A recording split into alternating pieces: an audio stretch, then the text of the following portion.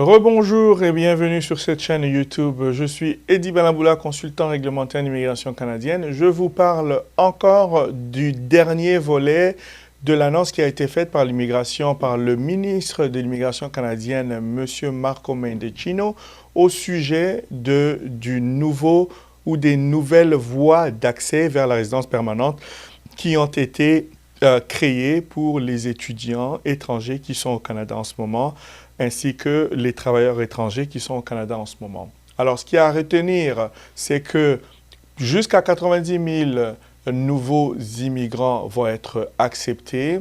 Le ministre a indiqué qu'il souhaitait que cela se fasse d'ici la fin de l'année 2021. Donc, c'est une voie d'accès rapide. Il s'agit aujourd'hui, dans cette vidéo, de la dernière politique d'intérêt public qui concerne les étudiants étrangers d'expression française. Donc, les francophones. Vous êtes un étudiant d'expression française au Canada, vous êtes concerné par cette vidéo. Alors, ce que nous allons faire, c'est que nous allons tout simplement vous rappeler que le Canada a des cibles d'immigration francophone qu'il doit atteindre. Et donc, au regard de tout cela, il y a également les cibles d'immigration sur l'étendue du Canada pour les 3 années 2021, 22 et 23. Pour cette année 2021, le Canada doit accueillir jusqu'à 400 000 nouveaux immigrants et malheureusement, la fermeture des frontières ne permet pas au Canada de recevoir en tout cas les étrangers. Et donc, le gouvernement se retourne vers l'intérieur, regarde ceux qui sont déjà ici en situation régulière, mais avec des statuts temporaires. Et donc, pour cela, le gouvernement veut donner la possibilité ou l'occasion à ces individus de demander la résidence permanente s'ils ont de l'expérience de travail dans des domaines jugés essentiels. Vous savez que la pandémie a ralenti l'économie mondiale et donc le Canada est en train de penser à la relance économique et donc l'immigration est très importante pour la relance économique et pour la stabilité économique future. C'est dans cette optique que le gouvernement choisit de retenir au Canada ceux qui sont déjà sur son sol, ça veut dire les étrangers qui sont ici ainsi que les travailleurs étrangers ainsi que les étudiants étrangers. Et donc, nous allons regarder dans les détails les critères d'éligibilité ou d'admissibilité à ces programmes, cette politique d'intérêt public qui a été annoncée. Et donc, vous voyez ici, nous avons cette politique d'intérêt public temporaire vise à faciliter l'octroi de la résidence permanente aux étrangers d'expression française qui se trouve au Canada, mais en dehors du Québec. Nous l'avons mentionné, le Québec ne fait pas partie de ce programme et qui ont récemment obtenu un diplôme d'un établissement d'enseignement postsecondaire canadien. Donc, nous allons vous épargner les détails de tout ceci. Tout ce que vous devez retenir, c'est que, je vous l'ai annoncé déjà, il y a des cibles d'immigration francophone à atteindre et donc le Canada veut retenir également ces étudiants étrangers qui sont ici au Canada et qui ont acquis l'expérience canadienne et ont appris dans les écoles et les universités canadiennes. Et donc, dans le souci d'atteindre ces objectifs d'immigration économique, les étrangers qui sont déjà au Canada et qui ont déjà l'expérience canadienne vont contribuer efficacement à atteindre justement ces objectifs-là. Et donc, le gouvernement a décidé, dans l'intérêt public, de mettre sur pied cette politique d'intérêt public. Maintenant, quelles sont les conditions ou les critères d'éligibilité pour ces demandeurs principaux qui parlent français? Premier critère, vous devez avoir terminé votre programme d'études en janvier 2017 ou après cette date. Vous devez également avoir étudié dans un établissement d'enseignement désigné. Okay? Vous devez également avoir obtenu un des diplômes correspondant au diplôme décrit ci-dessous. Donc, il y a des diplômes qui sont bien spécifiques, c'est-à-dire un diplôme d'associé, de baccalauréat, de maîtrise ou de doctorat, un diplôme, un certificat ou une attestation obtenue au terme d'un programme d'une durée quelconque, menant à un emploi dans les métiers spécialisés. Alors, donc, je ne vais pas nécessairement entrer dans tous les détails techniques de ces diplômes-là, mais vous devez savoir que si vous avez fait des études, un programme d'études d'une durée minimum de 1800 heures, de 900 heures, ceux-là peuvent être acceptés. Un autre critère, c'est d'avoir été autorisé à étudier en vertu de la loi. Donc, si vous avez fait des études au Canada et vous aviez bien entendu un permis d'études, donc l'autorisation d'étudier, à ce moment-là, vous respectez ce critère-là. L'autre critère, c'est d'occuper un emploi au Canada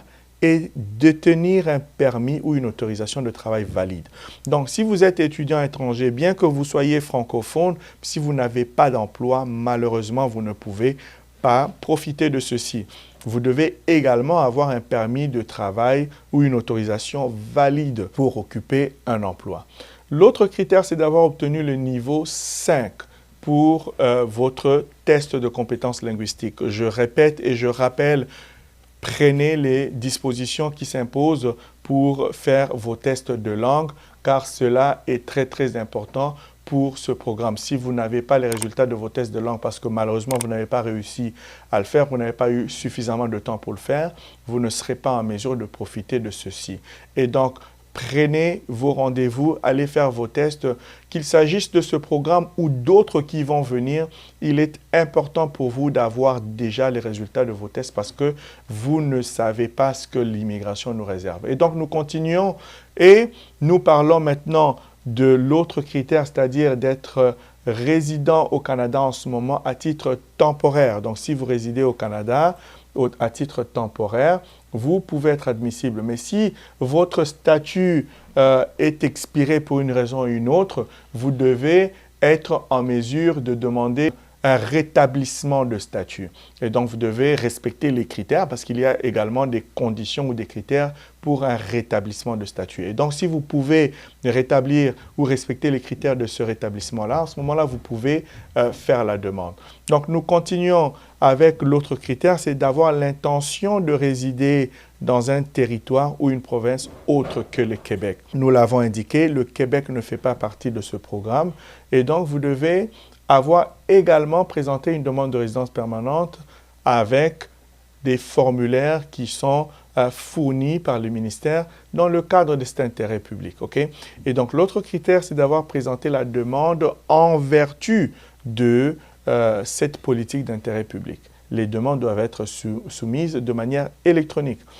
Le dernier critère, c'est que vous ne devez pas être interdit de territoire au Canada. Et bien entendu, vous devez respecter toutes les autres conditions et critères d'éligibilité au Canada. Okay?